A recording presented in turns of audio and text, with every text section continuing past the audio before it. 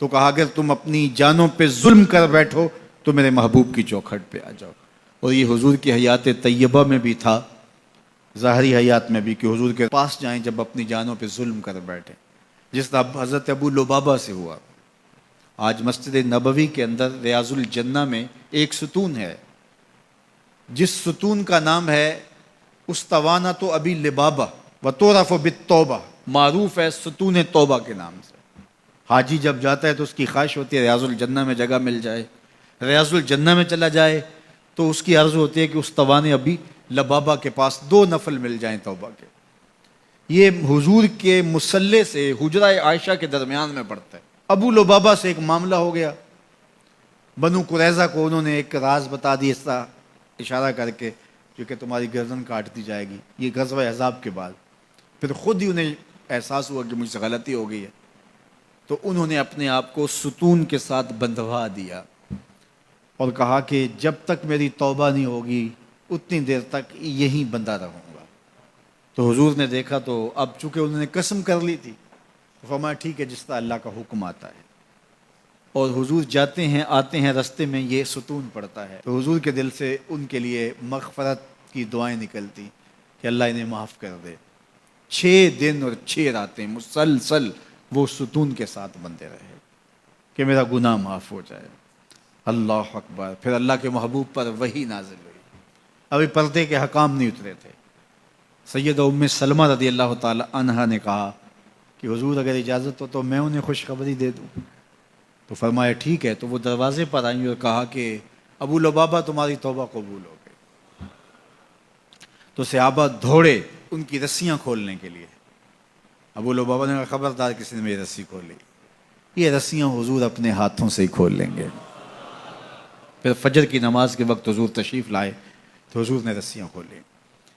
تو استوان ابی لبابہ کے نام سے اب بھی وہ ستون موجود ہے وہاں. جب ترکوں نے مسجد نبوی تعمیر کی تو اس مقام کے اوپر جو ہے وہ ستون بنایا. اور آج بھی جب حجاج زائرین جاتے ہیں تو وہ اس ستون کے پاس 2 نفل پڑھتے ہیں اور وہاں 2 نفل پڑھ کے جب دعا مانگی جاتی ہے تو گناہ معاف کر دیے جاتے ہیں.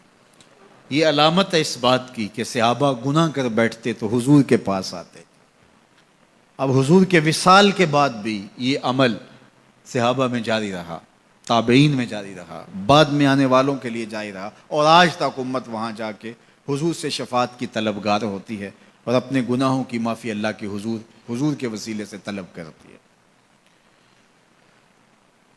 صاحب مدارک نے لکھا اسی آیت کریمہ کے تحت کہ حضور کے وصال کا 2 یا 3 دن تھا.